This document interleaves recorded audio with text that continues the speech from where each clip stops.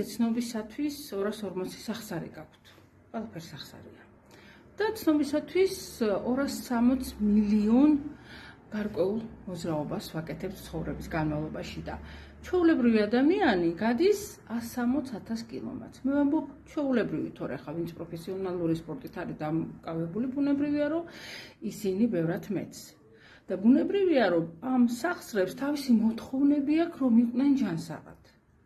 პირველ რიგში, თუნდაც მოძრაობა ნამდვილად საჭირო, იმიტომ რომ ისე სასახსრე სითხე არ გამომუშავდება, მაგრამ ესე ზომიერი უნდა იყოს.